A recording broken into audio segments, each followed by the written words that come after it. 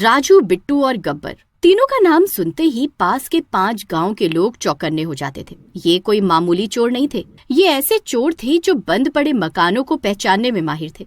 उनकी चोरी इतनी सफाई से होती कि कोई भी पहचान नहीं पाता ये चोरी है या किसी ने घर साफ किया है। एक दिन जब तीनों गांव से बाहर एक सुनसान चाय ढाबे पर बैठे थे, तब उन्हें एक ट्रक ड्राइवर से एक अजीब कहानी सुनने को मिली। जंगल के उस पार एक मकान है जहाँ ना बिजली, ना पानी और ना ही कोई इंसान, पर जो भी वहाँ गया वापस नहीं लौटा। राजू ने जब ये बात सुनी, हंसते हुए कहा, क्यों भाई, मकान है या चुड़ैल का होटल? सब शांत हो गए क्योंकि असल में बात तो यही थी। थोड़ी देर बाद ट्रक ड्राइवर ने राजू की तरफ देखा और फिर धीरे से फुसफुसाते हुए कहा, बात तो बिल्कुल सही बोली है भाई साहब आपने। अरे भाई, मैंने तो मजाक में कहा है, कौन सी सही बात हो गई इसमें? आप ही नहीं, बहुत से लोग कहते हैं वो मकान एक चुड़ैल का है। रात को वहाँ लाल साड़ी में एक औरत आती है और सुबह तक कोई नहीं बचता। अच्छा, ऐसा है क्या? कहाँ है ये जगह? क्या हो गया? ये बात सुन सबको सांप क्यों सूंघ गया? अरे डरपोक हो तुम लोग। जहाँ डर की कहानियां हो वहाँ जरूर कुछ कीमती छुपा होता है। ये डर फैलाया ही इसलिए जाता है ताकि कोई पास ना आए। वही बात है यहाँ भी। गब्बर ने डरते हुए धीरे से कहा, लेकिन भाई, कई लोग सच में गायब हो गए हैं। राजू ने गब्बर की तरफ देखा और मुस्कुराते हुए जवाब दिया, जो भी गया वो डर से मरा, क्योंकि लोगों ने इतनी कहानी जो बनाई हुई है। लेकिन अब तो हम जाएंगे और सोना लेकर लौटेंगे। लेकिन भाई, ऐसी भूतिया जगह जाना ही क्यों है जहाँ जान का खतरा हो? अब कोई कुछ नहीं बोलेगा। इसके साथ ही अब बस फैसला हो गया। गब्बर और बिट्टू का बिल्कुल मन नहीं था, लेकिन आज तक उन्होंने कभी एक दूसरे का साथ नहीं छोड़ा था, तो ना चाहते हुए भी उन्हें बिट्टू की बात माननी पड़ी। और अगले दिन इंतजार करने के बाद रात आई। तुम्हें पता है ना तुम्हें क्या करना है?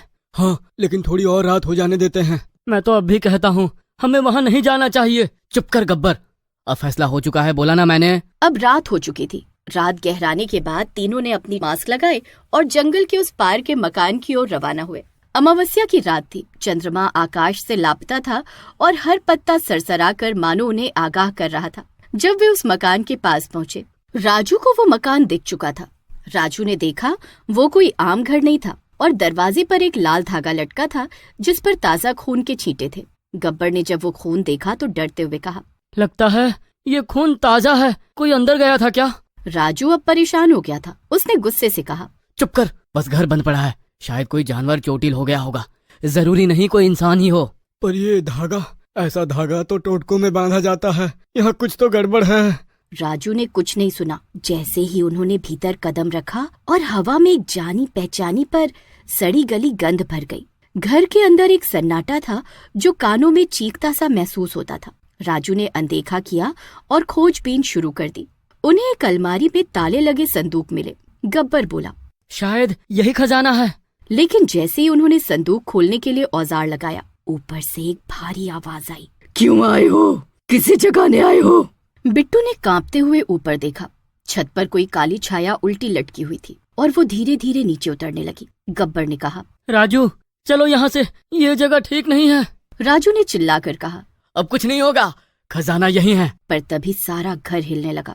संदूक अपने आप हिलने लगे और फर्श पर दरारें बनने लगी। एक दरार इतनी गहरी हुई कि बिट्टू उसमें गिर पड़ा। राजू और गब्बर ने झांक कर देखा। नीचे एक तहखाना था, गहरा और अंधेरे से भरा हुआ। राजू बोला, अब लौट नहीं सकते, नीचे चलो। वे नीचे उतरे। तहखाने में एक बहुत बड़ा कक्ष था जिसमें दर्जनों शीशे लगे थे। हर शीशे में कोई न कोई चेहरा कैद था। गब्बर कांपते हुए बोला, ये लोग मर चुके हैं। राजू ने ध्यान दिया। एक शीशे में बिट्टू का चेहरा भी दिखा जो अभी कुछ मिनट पहले ही नीचे गिरा था। राजू, मुझे बचा ले, मत छोड़ना, वो आ रही है। राजू पीछे मुड़ा और देखा एक लंबी गर्दन वाली औरत लाल साड़ी में उनकी ओर बढ़ रही थी। उसका चेहरा आधा जला हुआ था। तुम भी अब मेरी गैलरी में सजोगे? राजू और गब्बर तहखाने में चीखते हुए इधर उधर भाग रहे थे। तोड़ नहीं सकते, ये मेरी गैलरी है। भाई, हमसे गलती हो गई, ये खजाना नहीं मकबरा है। तभी दीवारों पर उभरने लगी एक कहानी जैसे खून से किसी ने लिखा। राजू ने ध्यान से देखा। 1857, रत्नामाला देवी, गांव की वैद्य, सुंदर ज्ञानी, पर उसे समाज की औरतों ने डायन कहकर जलाया।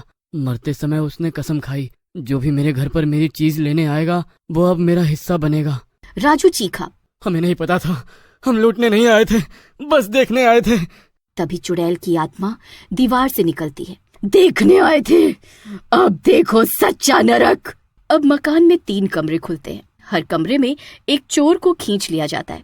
गब्बर को ऐसे कमरे में बंद कर दिया जाता है जहाँ ढेर सारा सोना, नकदी, जेवर और हीरे पड़े हैं। एक महिला की आवाज आती है, जो चाहे ले लो, लेकिन एक चीज मत छूना, वो जो काले कपड़े में लिपटी है।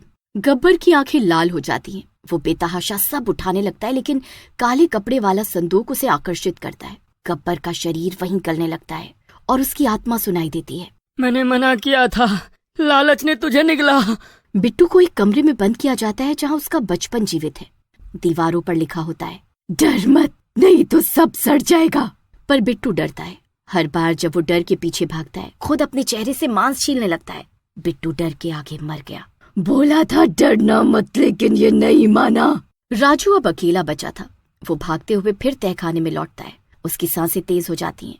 दीवार पर एक अंतिम वाक्य उभरता है, अगर तुझे सच में बाहर जाना है तो मेरी कहानी पूरी कर और सच को स्वीकार कर। राजू अब मकान की हर दीवार को पढ़ता है। उसे पता चलता है कि रत्नमाला देवी को डायन नहीं, एक धनाढ्य जमींदार की हवस से खुद को बचाने के कारण चुड़ैल कहा गया। वो वैद्य थी जिसने गांव की औरतों को मुफ्त दवाएं दी, लेकिन समाज पुरुष प्रधान था और उसके ज्ञान से डर गया। जब उसे जिंदा जलाया गया तब उसने खुद शैतान से सौदा किया, मेरी आत्मा को मुक्त मत करना जब तक ये समाज और उसकी पीढ़ियां मेरी सजा पूरी ना कर ले। अब राजू के सामने एक अंतिम द्वार खुलता है जिसमें रत्नमाला की असली आत्मा बैठी है, सुंदर, शांत, पर आंखों में आग। तू चोर नहीं, तू सवाल है। क्या तू बाहर जाकर मेरी कहानी को सच की तरह बताएगा या मुझे फिर एक अफसाना बना देगा? राजू रोते हुए कहता है, मैं वादा करता हूँ तेरी कहानी अब झूठ नहीं रहेगी। मैं बाहर जाकर सबको बताऊंगा कि तू चुड़ैल नहीं, बलिदान थी। रत्नमाला की आंखों से एक आंसू बहता है और वो मुस्कुरा कर कहती है, तो जा, पर तेरे जिस्म पर मेरी छाया हमेशा रहेगी। जब भी कोई और आएगा तो उसका मार्गदर्शक बनेगा। सुबह 4 बजे गांव वालों ने देखा राजू नंगे पांव, खून से सना, जंगल से बाहर आ रहा है। उसके पीछे कोई नहीं था। गांव वालों ने पूछा, अरे बाकी के तो कहाँ है? चुड़ैल नहीं थी वो, तुम्हारी बनाई गई आग थी, और अब वो आग सब निकल रही है। हर साल अमावस्या की रात वही मकान अब भी खड़ा है। राजू गांव छोड़ चुका है, लेकिन हर बार जब कोई नया चोर वहां जाता है, एक छाया दरवाजा खोल कर कहती है, अंदर आओ, अब तुम्हारी बारी है।